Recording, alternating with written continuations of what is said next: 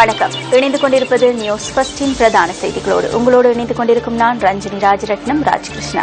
நமது விரிவான செய்திகளுக்கு செல்லும் முன்னர் முதலில் இன்றைய தலைப்புச் செய்திகள். 60 மாதங்களில் நாட்டை மறுசீரமைக்கும் ஐக்கிய தேசிய கட்சியின் வேலை திட்டம் வெளியீடு. මට ඕනේ රජ පවුලක් ඇති කරන්න නෙමෙයි. හැම පවුලක්ම රජ කරවන්න. අකුරස්ස සම්බවම් தொடர்பில் மஹிந்த ராஜபக்ச விளக்கம். මේ ඇඟිල්ලෙන් ඇල්ලුව ගමන් මේ මුද්දත් එක්ක මට තරු පෙනුණා. තා පොඩ්ඩෙන් ඇඟිල්ල කඩලා යනවා. MK சிவாஜிலிங்கம் அமர்வில் கலந்து கொண்டமைக்கு கூட்டமைப்புடன் சேர்ந்து EPDP எதிர்ப்பு. நீதிமன்ற உத்தரவிற்கு பிறகும் சம்பூர் மக்கள் மீள்குடியேறுவதில் சிக்கல். சுதந்திர கூட்டமைப்பின் செயலாளருக்கு எதிராக வழக்கு தாக்கல் செய்ய அமைச்சரவை அனுமதி. ஜப்பான் யமகுச்சியில் இடம்பெறவுள்ள 23வது உலக சாரணர் ஜம்போரியில் கலந்து கொள்ளும் இலங்கை சாரணர்கள் இன்று ஜனாதிபதி மைத்ரிபால சிறிசேனவை சந்தித்தனர்.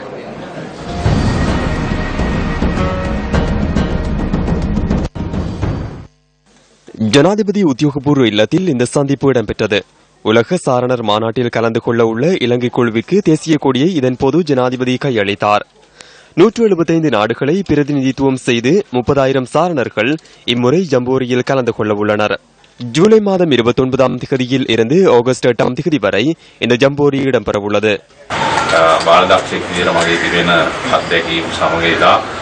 මට සීපත් වෙනවා වගේම මේ නිල ඇඳුම ඇඳගෙන මම වැඩමුළු වලට ගිය හැටි වැඩසටහන් වලට සහභාගී වෙච්ච හැටි පිටරට නම් මම ගියේ නෑ ජම්බෝරිය වලට අපේ රටේ වුණු විවිධ වැඩසටහන් බාලදක්ෂ ජම්බෝරිය වලට සහභාගී වෙලා කඳුළු වලට සහභාගී වෙලා ඒ ලැබපු ජීවිතයේ අත්දැකීම මට ජනාධිපතිවරයෙක් දක්වා ඉන්න ඉතාමත්ම වැදගත් වුණා. ඒ නිසා පාසල් ජීවිතය තුළ බාලදක්ෂයෙක් වීම තමන්ගේ ජීවිතය හැඩගස්වා ගැනීමට ඉතාමත්ම වැදගත් වෙනවා.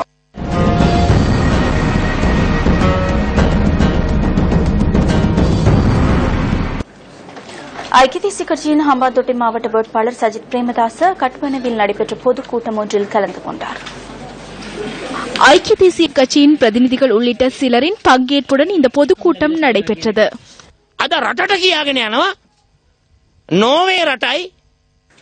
நோர்வே, இங்கிலாந்து, அமெரிக்கா ஆகிய நாடுகள் இவரை தோற்கடித்ததாக தற்போது நாட்டுக்கு கூறி வருகின்றார். இந்த நாட்டின் 62 லட்சம் மக்கள் இங்கிலாந்து, நோர்வே, அமெரிக்கா ஆகிய நாடுகள் வழங்கிய ஆலோசனைக்கு அமையவா மைத்ரிபால சிறிசேனவுக்கு வாக்களித்தார்கள் என்று நான் கேட்க விரும்புகின்றேன். இது புதுமையான கருத்தாகும். தேச துரோக, இனத்திற்கு எதிரான கருத்தாகும். 3 சர்வதேச நாடுகள் இணைந்து தம்மை தோற்கடித்ததாக முன்னாள் ஜனாதிபதி கூறுகின்றார். எமது நாட்டு மக்களை முட்டாள்களாக எண்ணி பேச வேண்டாம். மனசாட்சிக்கு அமையவே எமது நாட்டு மக்கள் தீர்மானங்களை எடுத்தனர். மக்கள் விடுதலை முன்னணியின் ஊடகவியலாளர் சந்திப்பு யாழ்ப்பாணத்தில் இன்று இடம்பெற்றது. நமக்கிடையில் நல்லிணக்கம் ஏற்பட்டால் மாத்திரமே எம்மால் முன்னோக்கி செல்ல முடியும். அரசியல் தரப்புகள் தமது அதிகாரத்தை தக்க வைத்துக் கொள்வதற்காக இனவாதத்தை பரப்புகின்றனர். ஆகவே இந்த இனவாதத்திற்குள் நீங்கள் சிக்கிக் கொள்ள வேண்டாம். தேசிய ஒற்றுமையோடு உங்கள் வலு சேர்க்கப்பட வேண்டும்.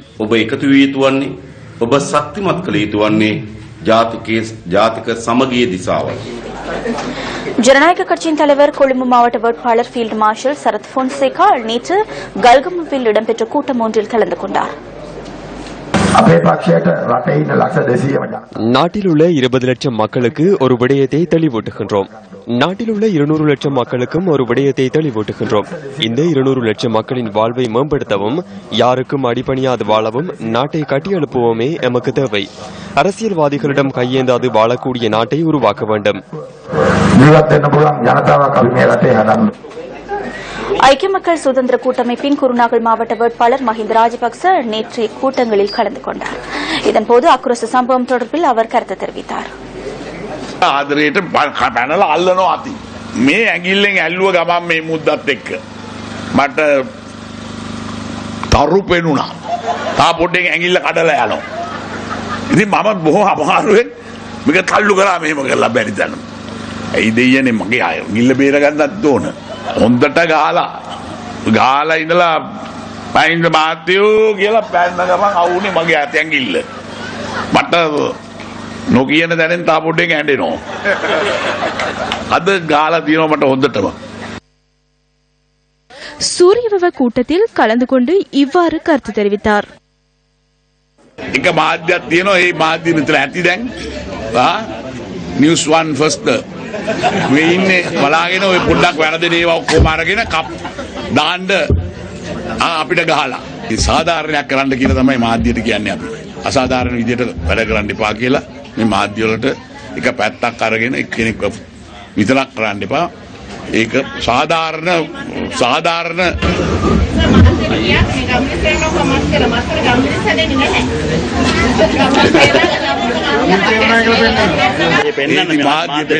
මේකේ අලියොත් හිටියා කැලෑව මේ කැලෑව තමයි මේ නගරය බවට පත් වෙලා තියෙන්නේ මේ නගරේ හදපු ගමන්ම මේ නගරේ හැදුවේ අවුරුදු ගානකට මේ රටක් ගොඩනගන්න අපිට මුඩු කවන්න නැහැ පාරවල් අදට නෙවෙයි හෙට දිහා බලලා තමයි අපි හැදුවේ ඒකින්ද කරුණා කරලා මේවා හරියට වාර්තා කරන්න මේක නිකන් විහිළුවට ලැක් කරන්න එපා කිසි දෙයක් මාධ්‍ය ටේප් කරන්න ගහලා දාගන්න Facebook එකකින් හරි ඒක ඒවනේ වැටෙන්නේ. ஐக்கிய தேசிய கட்சியின் தேர்தல் விஞ்ஞாபனம் இன்று வெளியிடப்பட்டது. 60 மாதங்களில் புதிய நாடொன்றை அமைக்கும் 5 வருட திட்டம் என இது பெயரிடப்பட்டுள்ளது. கொழும்பு விகார மாதேவி திறந்த வெளியரங்கில் ஐக்கிய தேசிய கட்சியுடன் இணைந்துள்ள கட்சித் தலைவர்களின் பங்கேற்புடன் இம்முறை தேர்தலுக்கான தேர்தல் விஞ்ஞாபனம் வெளியிடப்பட்டது. பொருளாதாரத்தை மேம்படுத்துதல், ஊழலை வேரோடு இல்லாதொழித்தல், சுதந்திரத்தை உறுதிப்படுத்துதல், அடிப்படை வசதிகளுக்கான முதலீடு மற்றும் கல்வியை மேம்படுத்துதல் ஐக்கிய தேசிய கட்சியின் 5 வருட திட்டமாகும். இடதுசாரி மற்றும் முதலாளித்துவ பொருளாதாரத்திற்கு அப்பால் மக்களுக்கு பயனுள்ள பொருளாதார திட்டத்தினூடாக அனுபவத்தை அடிப்படையாக கொண்ட போட்டித்தன்மையுடன் கூடிய சமூக வர்த்தக சந்தை பொருளாதாரம் தொடர்பில் தேர்தல் விஞ்ஞாபனத்தில் உள்ளடக்கப்பட்டுள்ளது. 10 லட்சம் தொழில் வாய்ப்புகளை ஏற்படுத்துதல், பல்வேறு அபிவிருத்தி வலயங்களை நிறுவுதல், அரசியல்வாதிகள் மற்றும் அதிகாரிகள் நிர்வகிக்கும் கிராமத்திற்கு பதிலாக கிராமவாசிகளால் நிர்வகிக்கும் கிராமம் ஒன்றை நிறுவுவது அவர்களின் நோக்கமாக உள்ளது. ஊழலை வேரோடு அழிப்பதற்கான விரிவான திட்டம் ஒன்றை பிரேரித்துள்ள ஐக்கிய தேசிய கட்சியின் எதிர்கால அரசாங்கத்தின் கீழ் புதிய போலீஸ் சட்டம் ஒன்றை கொண்டு வருவதற்கு இந்த தேர்தல் விஞ்ஞாபனத்தில் மக்களுக்கு வாக்குறுதி அளித்துள்ளனர். பாராளுமன்ற சட்டம் ஒன்றினூடாக நிதி மோசடி விசாரணை பிரிவை சட்டமயமாக்குதல் மற்றும் போலீஸ் சட்டங்கள் தொடர்பில் பல்கலைக்கழகம் ஒன்றை ஸ்தாபிப்பதே அவர்களின் நோக்கமாக உள்ளது. புதிய அரசியலமைப்பு ஒன்றை அமைப்பது ஐக்கிய தேசிய கட்சியின் 5 வருட திட்டத்தின் மற்றொரு செயற்பாடாகும். இணைந்த அரசாங்கத்தின் கீழ் அனைவரினதும் ஒன்றிணைவுடன் அதிகாரத்தை அதிகபட்சமாக பகிர்வதற்கு நடவடிக்கை எடுப்பதாக ஐக்கிய தேசிய கட்சி தெரிவிக்கின்றது. தெற்காசியாவின் மெகா போலீஸ் நகரமாக மேல் மாகாணத்தை மாற்றுவதற்கு திட்டமிட்டுள்ள ஐக்கிய தேசிய கட்சி அனைவருக்கும் நிரந்தர வீடு என்ற திட்டத்தின் கீழ் 5 லட்சம் வீடுகளை நிர்மாணிக்க உள்ளதாகவும் குறிப்பிடுகின்றது. குணம், திறமை, மனிதாபிமானம், புதிதாக சிந்திக்கும் பிள்ளையொன்றை உருவாக்கும் எதிர்பார்ப்புடன் சாதாரண தர பெறுபேறுகள் எதுவாக அமைந்தாலும் அனைத்து பிள்ளைகளுக்கும் உயர்தரத்திற்குள் பிரவேசிப்பதற்கான சந்தர்ப்பத்தை வழங்குவதாக 5 வருட திட்டத்தில் குறிப்பிடப்பட்டுள்ளது. புதிய பாடசாலை கல்வி சட்டம் ஒன்றை அறிமுகப்படுத்துவதற்கு திட்டமிட்டுள்ள ஐக்கிய தேசிய கட்சி ஆசிரியர்களை வேறு நடவடிக்கைகளில் ஈடுபடுத்துவதை முற்றாக நிறுத்துவதாகவும் சத்திய பிரமாணம் செய்துள்ளது. தேசிய உற்பத்தியில் கல்விக்கு ஒதுக்கும் நிதியை 6% இலக்கு வரை கொண்டு செல்வதற்கு படிப்படியாக நடவடிக்கை எடுப்பது 5 வருட திட்டத்தின் நோக்கமாக உள்ளது.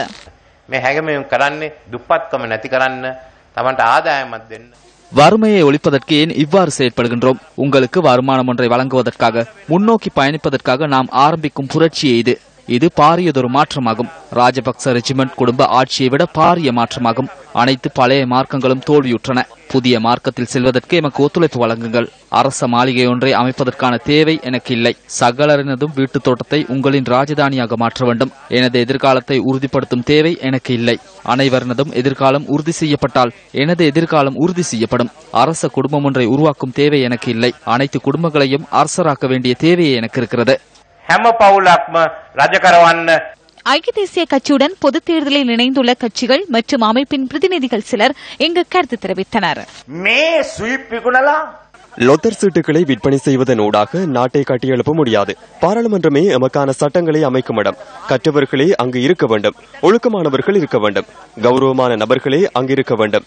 மகளிர் மற்றும் சிறுவர் துஷ்பிரயோகங்களில் ஈடுபட்டவர்களுக்கு, கசிப்புக்காரர்களுக்கு, சூதாட்டக்காரர்களுக்கு புல்லடியிட வேண்டாம். அவர்களுக்கு புல்லடியிட்டு பாராளுமன்றத்தை ஊழல்மிக்க நிறுவனமாக மாற்றும் நடவடிக்கைக்கு நீங்கள் பங்குதாரராக வேண்டாம். எந்த கட்சியாக இருந்த போதிலும் பரவாயில்லை. சிறந்த மனிதர்களை பாராளுமன்றத்திற்கு அனுப்புமாறு நான் அனைத்து மக்களிடமும் கேட்டுக்கொள்கின்றேன். இது எமது முறையாகும். இந்த நாட்டில் பயங்கரவாதம் தலை தூக்குவதற்கு நாம் இடமளிக்க மாட்டோம். திருடர்களை பிடித்து விட்டீர்களா என்பது அனைவரும் தற்போது எம்மிடம் கேட்கும் கேள்வியாகும். இது தொடர்பில் அனைவருக்கும் ஓரளவு வேதனை உள்ளது. மஹிந்த ராஜபக்சவின் நடவடிக்கை தொடர்பில் 7000 முறைப்பாடுகள் கிடைத்துள்ளன. இதுவரையில் 52 முறைப்பாடுகளை விசாரணைக்கு உட்படுத்தப்பட்டுள்ளன. எமது சட்டத்தில் உள்ள குறைபாடுகளை நீக்குவதற்காக நாம் எதிர்காலத்தில் செயற்படுவோம் என்று மக்கள் நம்மிடம் ஒரு கேள்வியை கேட்கின்றனர். திருட்டுக்களை மேற்கொண்ட மற்றும் கொலைகாரர்கள் மீது எடுக்கப்படும் நடவடிக்கை என்னவென்றே கேட்கின்றனர். நல்லாட்சிக்காகவே நாம் வந்துள்ளோம். எம்மால் அதிலிருந்து வெளியேற முடியாது. சரத் பொன்சேகாவின் தாயாரை தூற்றி சரத் பொன்சேகாவை வாகனத்தில் இழுத்து சென்ற கலாச்சாரம் ஒன்றை நாம் கொண்டு வர மாட்டோம். எம்மை அவ்வாறு தாக்கிய போதிலும் நாம் அவர்களை தாக்க மாட்டோம். 18ஆம் திகதி அரசரை 2வது முறையாகவும் மக்கள் முன்னிலையில் நாம் மண்டியிட செய்வோம். பிரஜைகள் முன்னணியின் செயலாளர் நாயகமும் முன்னாள் பாராளுமன்ற உறுப்பினருமான ஜெய் ஸ்ரீரங்கா நுவர்லியா மாகஸ்தோட்டியில் நேற்று நடைபெற்ற மக்கள் சந்திப்பு ஒன்றில் கலந்து கொண்டார். இதன்போது பிரஜைகள் முன்னணி சார்பில் போட்டியிடும் பெண் வேட்பாளர்களுக்கு ஆதரவு தெரிவிக்கும் வகையில் மாவட்டத்தில் பல்வேறு பகுதிகளில் இருந்தும் பொதுமக்கள் வருகை தந்திருந்தனர். கலாச்சார மண்டபத்தை போட்டு காப்பீட்டோட்ட போட்டு இந்த எனக்கு வர ஆதரவாளர்கள் இவருக்கு போடுங்கன்னு சொல்லுவாங்க. நீங்க கனவு கண்டிருப்பீங்களா? இல்ல சொல்லுங்க, கனவு கண்டிருப்பீங்களா? நீங்கள் இவ்வளவு வேலை திட்டங்களை செய்து போட்டு நானே கேட்கறத கண்டிருப்பீங்க. இல்ல இவருக்கு போடுங்கன்னு சொல்லி நான் கலாச்சார மண்டபம் கட்டிருக்கேன், இன்னும் கட்டுவேன். கலாச்சார மண்டபம் இவருக்கு போடுங்க. நான் காப்பாற்றோட் போட்டிருக்கேன், இன்னும் காப்பாற்றோட் போடுவேன். இவருக்கு போடுங்கன்னு சொல்லுவான்னு யோசிச்சிருக்கீங்களா? வங்காசர் இதெல்லாம் செய்யறது தான் வாரத்துக்கு தானே யோசிச்சிருப்பீங்க. இந்த பிள்ளைகள் லயத்தில் இருக்க மாத்தோணும் என்றால் 11 பெண்கள்ல நாங்க 5 பேரை பாராளுமன்றம் அனுப்பணும். அனுப்பலாம். 2,50,000 வாக்கு பெண்கள்ட வாக்கு இருக்கு. இதை விட கொத்மலை, வளப்பொன, ராகல எல்லாம் இருக்கு. ஆனா நாங்க ஒற்றுமையா வாக்களிக்கணும். ஒற்றுமையா வாக்களிச்சோமா இருந்தால் எங்கள் 5 பேர் போறாங்க. இவங்க எல்லாம் மற்றவங்க மாதிரி இல்ல, திகாம்பரம் மாதிரி இல்ல, போய் மச்சினிய மாமாவை கொண்டு வர போயில்லை. இவங்க என்ன சொல்றாங்க? சார் நான் 1 வருஷம் பார்லிமெண்ட்டுக்கு போறேன் சார், அதுக்கப்புறம் நான் ரிசைன் பண்றேன். எங்கட ஊர்ல இன்னொரு பொம்பளை அனுப்புங்க சார், இன்னொரு வருஷத்துக்கு. அவர் ரிசைன் பண்ணுவா சார், எங்கட இன்னொரு பொம்பளை அனுப்புங்க சார். அப்ப 5 வருஷத்துக்கு 5 பேர் போறான். ஆனா அப்படி ரிசைன் பண்ணுவானா திகாம்பரம்? இது பண்ணுவாரா? இல்ல. ஏண்டா இவங்களுக்கு அரசியல் தொழில் இல்லை. இவங்க என்ன செய்றாங்க? எங்கட மக்களோட பிரச்சனை தீக்கணும். அப்ப இவங்க போய் பார்லமெண்டத்துல நாங்க இப்படித்தான் கொழுந்தெடுக்கிறோம், எங்களுக்கு இங்க தைல என்ன இப்படித்தான் எங்களுக்கு சுகாதார வசதி இல்ல. ஆகஸ்ட் மாதம் 14 பாருங்க, இவங்க கொழுந்தெடுத்துட்டு அடுத்தனா போவாங்க. யார்கிட்டயாவது நான் கேட்டேன், நீங்க என்ன கட்சி? ஐடிங் கார்டை கொடுங்க. நீங்க நாங்க கொடுத்தோம் சார். அந்த நேரத்துல சந்தர்ப்பமா எங்க கையில மட்டும்தான் அந்த ஐடிங் கார்டு இருக்கு, மத்தவங்க கையில இல்ல சார். அதனால கேட்டவைக்கு நாங்க கொடுத்துட்டோம். நீங்க அதை சைன் பண்ணி எங்களை கூட்டிட்டு போனீங்க கச்சேரிக்கு. அங்க எங்களுக்கு பதிவு பண்ணி ரெஜிஸ்டர் பண்ணி திருப்பி எங்களை கொண்டாந்து எங்களை மாகசத்தை விட்டுட்டு போனீங்க. இதன்போது நுவரேலியா மாவட்டத்தின் பல்வேறு பகுதிகளில் இருந்தும் வருகை தந்த பொதுமக்களும் கருத்து வெளியிட்டனர். தொழிலாளர்களை பொறுத்த வரைக்கும் நாங்க எவ்வளவு கஷ்டப்படுறோங்கிறத எல்லாருக்கும் தெரியும். அதனால அவங்க போய் அங்க கதைச்சாங்கன்னா அவங்களுக்கு அருமை தெரியும். அதனால நாங்க பெண்கள் அனுப்புறதுல நாங்க முன்னுரிமை கொடுக்கிறோம். பெண்கள் முற்காலத்திலிருந்து படிச்சிருந்தாலும் கூட ஒரு பின்தங்கிய நிலையில தான் காணப்படுறாங்க. ஆனா மலையகத்துல பார்த்தா ஆகவும் ஆண்களை விட பெண்கள் முன்னுக்கு நிக்கிறதுல பின்தங்கிய நிலையில தான் காணப்படுறாங்க. பாராளுமன்றத்துக்கு பெண்கள் ஒரு ஆள் சரி போனா அவங்களோட பிரச்சனைகளை தீர்க்க முடியும். அது மட்டுமில்ல, மலையகத்துல எவ்வளவோ பிரச்சனைகள் இருக்கு. கல்வி சார்பாகவும் சரி, தொழில் சார்பாகவும் சரி நிறைய பிரச்சனைகள் காணப்படுது. அந்த பிரச்சனைகள் சார்பா பெண்கள் முன்னுக்கு நின்று எதையும் செஞ்சாங்கன்னு சொன்னா அது வெற்றி அடையும். பெண்கள் இதுக்கு முன்னுரிமை கொடுத்தாங்கன்னு சொன்னா மலையகத்துக்கு ஒரு பெருமை. இது எல்லா சார்பிலையும் எல்லா துறையும் ஒரு வளர்ச்சி அடையக்கூடிய நிலை காணும். இவ்வளவு போராடி எங்களை யாராவது ஒரு ஆளை சரி நாங்க ஒரு பெண்மணியை சரி அனுப்பணும் அப்படிங்கிற ஒரு வைராக்கியம் தான் எங்கிட்ட இருக்கு. இதை கேட்டு இந்த நியூஸை நாங்க பார்த்துதான் அங்குராங்கத்த பிரதேசத்துல இருந்து நான் ஒரு பின்தாங்கிய பிரதேசத்துல உள்ள ஒரு இத்தனை அரசியல்வாதிகிட்ட போயிட்டு எங்களை பின்தள்ளி எங்களுக்கு ஒரு பாடசாலை இல்ல, போக்குவரத்து வசதி இல்ல. எங்க இந்த பிரஜைகள் முன்னணியில கொண்டு வந்த தொழிற்சங்க ரீதியாக எங்க தலைவர் கூட சொன்னாரு, ரங்காசர் 11 பேரை நிப்பாட்டி இருக்காராம். அந்த 11 பேர்த்துல நம்ம யாராவது ஒரு ஆளை என்ன சரி செஞ்சு ஒரு ஆளை நம்ம அனுப்ப பார்ப்போம். நம்ம கஷ்டப்பட்டு ஒரு ஆள் அனுப்புவோம், நம்ம பிரச்சனை பேசி. ஏன்னா லயத்தில் இருந்ததுக்கு ரங்கசேரி சொல்லும் போது ஆறுமுகத்தம்மா அவர்களுக்கும் தெரியாது, முத்துசிவலிங்கம் அவர்களுக்கும் தெரியாது, ராதாகிருஷ்ணன் அவர்களுக்கும் தெரியாது, ரஞ்சித் தந்தம்மா அவர்களுக்கும் தெரியாது, ராஜேந்திர யாருக்குமே தெரியாது. ஏன்னா ஒரு மலையத்துல வாழ்ந்து, மலையத்துல பிறந்து, லயத்துல வாழ்ந்து, அந்த 8 அடி காமராகளை வாழ்ந்த ஒரு மனுஷனுக்கு, ஒரு பெண்மணிக்கு தான் தெரியும் எங்க உடம்புல ஒரு சக்தி இருக்க தெரியும். ஏதோ ஒன்றை செஞ்சு நாங்க எப்படியாவது ஒரு ஆள் அனுப்பணும் அப்படிங்கிற ஒரு ஆக்ரோஷம், ஒரு வெறியோட தான் நாங்க இன்னைக்கு அந்தரங்கத்திலிருந்து கூட உழவு மெனக்கிட்டு நாங்க வந்தது சேர கண்டுக்கிறோம் அப்படிங்கறத, அதே நேரத்துல நிக்கிற வேட்பாளர் யார் அப்படிங்கறத நாங்களும் கொஞ்சம் தெரிஞ்சுக்கிட்டோம். பிரஜைகள் முன்னணி சார்பில் எதிர்வரும் பொதுத் தேர்தலில் மலையகத்தில் களமிறங்கியுள்ள 11 பெண் வேட்பாளர்கள் தொடர்பில் பலரும் வாழ்த்துக்களை தெரிவித்து வருகின்றனர்.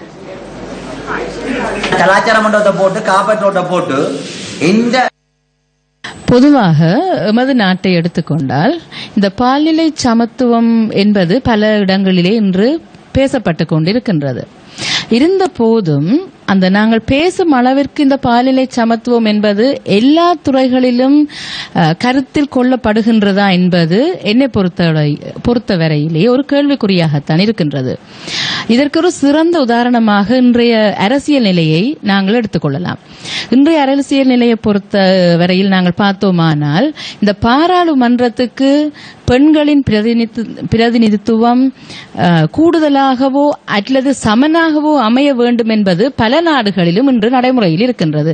ஆனால் எமது நாட்டை பொறுத்தவரையில் இன்றைய நிலையில் பார்த்தோமாக இருந்தால் இது இன்று கண்டுகொள்ளப்படாமல் இருக்கின்றது.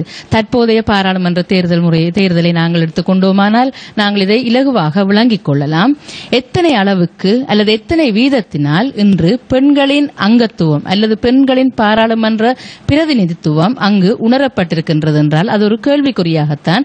இந்த பால்நிலை சமத்துவம் என்பது வெறும் மொழியளவிலே அல்லது பேச்சளவிலே இருக்காமல் பாராளுமன்றம் வரை என்று இது செல்கின்றதோ, இந்த குரல் பெண்களுக்கான சமத்துவம் என்பது பாராளுமன்றம் வரை என்று பேசப்படுகின்றதோ, நிச்சயமாக அன்றிலிருந்து இந்த பால்நிலை சமத்துவம் என்பது எமது நாட்டிலே நிச்சயமாக அது முன்னுக்கு கொண்டு வரப்படும் என்பது எனது உறுதியான நம்பிக்கை. தமது பூர்வீக நிலத்திற்கு செல்வதற்காய் பல வருடங்கள் தவமிருந்து அகதி வாழ்வு வாழ்ந்த சம்பூர் மக்களுக்கான வரத்தை உயர்நீதிமன்றம் வழங்கியது. எனினும் அந்த வரத்தை முழுமையாக அனுபவிக்க முடியாத நிலையை அந்த மக்கள் தற்போது எதிர்கொண்டுள்ளனர். கிழக்கு மாகாணம் திருகோணமலை மாவட்டம் சம்பூர் பிரதேச மக்கள் கடந்த 2006ஆம் ஆண்டு தமது கிராமத்தை விட்டு யுத்தத்தினால் இடம்பெயர்ந்தனர். யுத்தம் நிறைவுற்ற போதிலும் பல்வேறு காரணங்களால் சம்பூர் மக்கள் மீள்குடியேறுவதற்கான அனுமதி தொடர்ந்து மறுக்கப்பட்டது. கடந்த பல வருடங்களாக தற்காலிக முகாம்களான கட்டைப்பறிச்சான், பட்டித்திடல், கிளிவெட்டி, மணல் சேனை ஆகிய முகாம்களில் பல்வேறு நெருக்கடிகளுக்கு மத்தியில் இந்த மக்கள் அகதி வாழ்வை முன்னெடுத்தனர். பல்வேறு இன்னல்களுக்கு மத்தியிலும் தமது சொந்த காணியிலேயே மீள்குடியேறுவதாக கூறி வந்த இந்த மக்களின் கனவு முதலீட்டு சபைக்கான காணி உரிமத்தை ரத்து செய்யும் வர்த்தமானியில் ஜனாதிபதி கையெழுத்திட்டதன் மூலம் நனவாகியது. இதனைத் தொடர்ந்து தமது பூர்வீக நிலங்களில் குடியேறும் ஆவலுடன் தமது காணிகளை துப்புரவு செய்யும் நடவடிக்கைகளில் சம்பூர் மக்கள் ஈடுபட்டனர். எனினும் இந்த மக்களின் பல வருட கனவை கலைக்கும் வகையில் மே மாத இறுதியில் சம்பூர் மக்கள் அவர்களின் காணிகளை துப்புரவு செய்வதற்கு போலீசார் தடை விதித்தனர். மீண்டும் தமது கனவு கலைந்த நிலையில் தமது நிலத்திற்கான போராட்டத்தை கைவிடாது முன்னெடுத்த சம்பூர் மக்களுக்கான விடிவை இந்த மாதம் உயர்நீதிமன்றம் காட்டியது. திருகோணமலை சம்பூர் பகுதியில் அரசாங்க தேவைக்கென சுவீகரிக்கப்பட்ட காணிகளை மீண்டும் பொதுமக்களுக்கு வழங்குமாறு உயர்நீதிமன்றம் உத்தரவிட்டது. இதனைத் தொடர்ந்து தமது பூர்வீக நிலத்தில் குடியேறும் ஆவலுடன் தமது காணிகளை துப்புரவு செய்யும் நடவடிக்கைகளை மீண்டும் மக்கள் முன்னெடுத்தனர். தற்போது மீண்டும் ஒரு பேரிடி சம்பூர் மக்கள் வாழ்வில் விழுந்துள்ளது. நீதிமன்றத்தினால் வழங்கப்பட்ட உத்தரவு தொடர்பில் மூதூர் பிரதேச செயலகத்துக்கு அறிவிக்கப்படாமையினால் தமது காணிகளை துப்புரவு செய்யும் நடவடிக்கைகளை முறையாக முன்னெடுக்க முடியாத நிலை தோன்றியுள்ளதாக அவர்கள் சுட்டிக்காட்டுகின்றனர். நாங்கள் இது 3வது கட்டமாக இந்த குடியேற்றம் எங்களுக்கு இந்த கோட்சால தீர்ப்பு வழங்கப்பட்டது. ஆனால் இதுவரைக்கும் இப்போ 3வது தரத்தில் தீர்க்கப்பட்டும் இதுவரைக்கும் எங்களோட கோரிக்கைகள் அரசாங்கம் கொடுத்த இதுக்கு ஒரு நடவடிக்கையும் இன்னும் வரல. டிஎஸ் ஆஃபீஸால எங்களுக்கு ஆர்டர் வரும்னு சொல்லி அவங்க சொல்லி கொண்டிருக்காங்க. இருந்தாலும் எங்களோட காணியை நாங்கள் வெளியாகி கொண்டு இருக்கிறோம். என்னன்னு சொன்னால் இப்போ நாங்கள் வேலி போடுறது, இப்போ ஒரு கொட்டியில் அடிக்கிறதோ எதுக்கும் எங்களுக்கு ஒரு மன உறுதி இல்லை. முன்னரை போன்று மீண்டும் தாம் ஏமாற்றப்படுவோமா என்ற அச்சம் மீண்டும் ஒரு முறை சம்பூர் மக்கள் மனதில் எழுந்துள்ளது. ஆனா இதுவரைக்கும் எங்க மூதூர் ஜிஎஸ் ஆபீஸ்ல ஒரு கூட்டம் வச்சா ஒன்றும் இன்னும் தெரியப்படுத்தல. கேட்டா சொல்றாங்க என்ன அங்கிருந்து கடிதம் வரல, மேலிடத்திலிருந்து கடிதம் வரல, அது சொல்லி கட்சி கொண்டிருக்காங்க. பல வருட போராட்டம், பல்வேறு நெருக்கடிகளுக்கு மத்தியில் அகதியாக சம்பூர் மக்கள் வாழ்ந்தமைக்கான ஒரே ஒரு காரணம் பூர்வீக காணியில் மீள்குடியேறும் ஒரே ஒரு எதிர்பார்ப்பாகும். இந்த எதிர்பார்ப்பு என்றேனும் நிறைவேறும் என்ற நம்பிக்கையுடன் இன்றும் போராடுகின்றனர் சம்பூர் மக்கள். வடமாகாண சபையின் 32வது அமர்வு இன்று இடம்பெற்றது. கைதடியில் உள்ள வடமாகாண சபையில் நடைபெற்ற இன்றைய அமர்வு ஒத்திவைக்கப்பட்டது. வடமாகாண சபை உறுப்பினர்களாக உள்ள 6 பேர் இம்முறை பாராளுமன்ற தேர்தலில் போட்டியிடுகின்றனர். குருநாகல் மாவட்டத்தில் சுயேட்சையாக போட்டியிடும் வடமாகாண சபை உறுப்பினர் MK சிவாஜிலிங்கம் அமர்வில் கலந்து கொண்டமைக்கு அவைத்தலைவர் CVK சிவஞானம் எதிர்ப்பு தெரிவித்தார். இது தொடர்பில் இன்று வாத பிரதிவாதங்கள் இடம்பெற்றன. நாடாளுமன்ற தேர்தலில் ஒரு உறுப்பினர் வேட்பாளராக இருப்பதனால் சம்பிரதாயத்தின்படி அவர் உண்மையிலே சபைக்கு வந்திருக்கவே கூடாது, சபையில பேச அனுமதிக்க கூடாது. காரணம், இதை ஒரு தேர்தல் பிரசார மேடையாக பாவிக்க கூடாதுன்றது ஏற்றுக்கொள்ளப்பட்ட கௌரவ சிவாஜிலிங்கம் அவர்களே, கௌரவ அவைத்தலைவர் அவர்களே, நான் உங்களை பேச நான் அனுமதிக்க மாட்டேன்.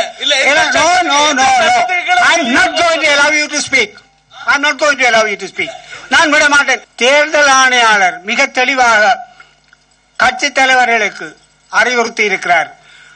நாகரிகம் கருதி தேர்தலில் ஈடுபடுகிற எல்லா உறுப்பினர்களும் இந்த தேர்தல் காலத்திலே நடைபெறுகின்ற மாகாண சபை அமர்வுகளிலே கலந்து கொள்ள கூடாது என்று தெரிவித்திருக்கிறார். அதை நீங்க போய் கேளுங்க. நீர் சுயேட்சை குழுக்காரன் தானே போய் கேளும். No, I am not going to allow. தயவு செய்து மறுக்கிறேன். இன்றைய அமர்வில் 3 பிரேரணைகள் சமர்ப்பிக்கப்பட்டதுடன் அவை ஏகமனதாக நிறைவேற்றப்பட்டன. நந்திக்கடல் பாலத்தால நீங்கள் போறார்கள், பொழுதுபட்ட நேரம் பார்த்தால் 1 அல்ல 2 வெளிச்சம் தான் இருக்கும். என்னடா அந்த பீச் தொழிலாளி இரண்டா அது இல்ல, பிழையான தொழில் தான் அங்க நடந்து கொண்டிருக்கு. இரவு 1 மணிக்கும் நாங்கள் நந்திக்கடலில் நின்ற ஞாபகம் உங்களுக்கு இருக்கும் என்று நினைக்கின்றேன். கடல் தொழில் திணைக்களம் நடவடிக்கை எடுக்கவில்லை என்று கூறுவதை நான் முற்றுமுழுதாக மறுக்கின்றேன். அன்றைய நான் நினைக்கின்றேன், கடந்த 5ஆம் மாதம் 4ஆம் மாதம் அளவில் இரவு 12 மணி 1 மணிக்கு நேரத்தில் கூடி அங்கு நின்று அங்குள்ள கடல் அதாவது பிஷரிஸ் இன்ஸ்பெக்டர் AD போன்ற நபர்கள் வந்திருந்தார்கள். அதாவது நந்திக்கடலில் போடப்பட்ட பல வலைகள் எடுக்கப்பட்டது, நீதிமன்றத்துக்கு பாரப்படுத்தி இருக்கின்றார்கள். குறிப்பிட்ட சிலரையும் கைது செய்திருக்கின்றனர். அந்த நடவடிக்கைகள் தொடர்ச்சியாக நடைபெற்றுக் கொண்டிருக்கின்றது. தமிழ் தேசிய மக்கள் முன்னணி யாழ் மாவட்ட முதன்மை வேட்பாளர் கஜேந்திரகுமார் பொன்னம்பலம் இன்று இடம்பெற்ற ஊடகவியலாளர் சந்திப்பில் கலந்து கொண்டு கருத்து தெரிவித்தார்.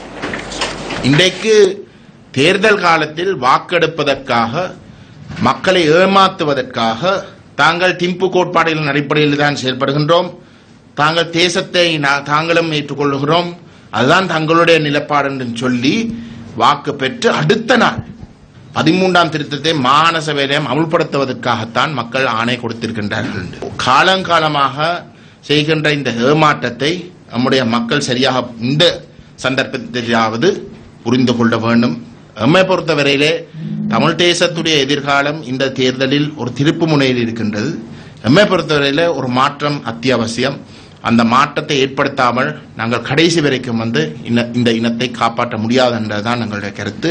அந்த மாற்றத்தை ஏற்படுத்துகின்ற நோக்கத்தோடு நாங்கள் உங்களுக்கு முன் வந்து இருக்கின்றோம். நீங்கள் அந்த விடயத்தை சரியாக புரிந்து கொண்டு உங்களுடைய முடிவுகளை எடுப்பீர்கள் என்று. சுசில் கிண்டல்பிட்டிய தலைமையிலான நல்லாட்சிக்கான மக்கள் முன்னணி இன்று 5 அமைப்புகளுடன் புரிந்துணர்வு ஒப்பந்தத்தில் கைச்சாத்திட்டுள்ளது. உணவக உரிமையாளர்கள் சங்கம், நுகர்வோர் மற்றும் விவசாயிகளின் உரிமைகளை பாதுகாக்கும் அமைப்பு, இலங்கையர் ஒன்றியம், பயணிகள் உரிமையை பாதுகாக்கும் அமைப்பு மற்றும் இலங்கை பால் உற்பத்தியாளர்களின் தேசிய அமைப்பு என்பன இந்த புரிந்துணர்வு ஒப்பந்தத்தில் கைச்சாத்திட்டுள்ளன. நிபந்தனைகள் இன்றி நாங்கள் சுசில் கிண்டல்பிட்டியவிற்கு ஆதரவு வழங்குகின்றோம்.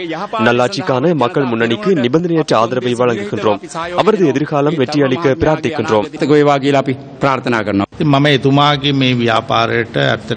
அவருக்கு அனைத்து வகையிலும் வாழ்த்துக்களை தெரிவிக்கின்றேன். இலங்கை பால் உற்பத்தியாளர்களின் தேசிய கொள்கை ஒன்றை கொண்டு வர நான் 10-12 வருடங்களாக முயற்சிக்கின்றேன். அதற்கு ஒத்துழைப்பு வழங்குகின்றவர்களுக்கு நாங்கள் ஆதரவு வழங்குவோம். இனவாதத்தை புறக்கணிக்கின்றோம். பாதிக்கப்பட்ட மக்களுக்காக குரல் எழுப்புகின்றோம். பட்டினியில் உள்ளவர்கள் என்று உள்ளனர், அவர்களுக்கு உதவுங்கள். දරුව දුක් විඳින හැට අපි ඒ කට්ටියට උදව් කරන්න මේ තරුණහන්ට பாடசாலை உணவகத்தில் உள்ள காலை உணவுகளே இவை. நூடுல்ஸ், ரோல்ஸ் மற்றும் சமபோஷா இவைதான் உள்ளன. இவைதான் பிள்ளைகளின் காலை உணவு. මේ රෝල්ස්, මේ සමෝසා, මේ දැන් තත් මේ තියෙන අනිත් ආහාරය. ඉතින් ආහාර මේ දරුවන්ගේ මේ රටේ 58 லட்சம் பிள்ளைகள் உள்ளனர். கொத்ரோட்டி இதுதான். எதிர்காலத்தில் சட்ட நடவடிக்கை எடுப்போம். அச்சமின்றி உயிரை பணையம் வைத்து செயற்படும் அரசியல்வாதி இவர். நமது உயிரையினும் தியாகம் செய்ய நாம் தயார். இவை நாட்டில் உள்ள பாடசாலைகளில் காணப்படுகின்றன. இவை தொடர்பில் சமூகத்திற்கு விழிப்படைய செய்ய வேண்டும். அதற்காகவே இவருடன் இணைந்துள்ளோம். எம்மை பிரதிநிதித்துவம் செய்யும் அனைத்து அமைப்புகளும் ஒரு விடயத்தை மாத்திரமே கேட்டுக் கொள்கின்றனர். அதாவது நாட்டில் நல்லாட்சியை ஏற்படுத்துமாறு இவர்கள் கேட்கின்றனர். கட்சி செயற்பாடுகளுக்கு எதிராக, போலி மோசடிகளுக்கு மட்டுப்பட்ட அரசியலுக்கு எதிராக ஒன்றிணைந்து செயற்பட வேண்டும் என்ற குரலே எம் அனைவரிடமும் இருந்து மேலோங்குகின்றது. 28 மணி பிரதான செய்திகள் நிறைவடைந்தன. வணக்கம்.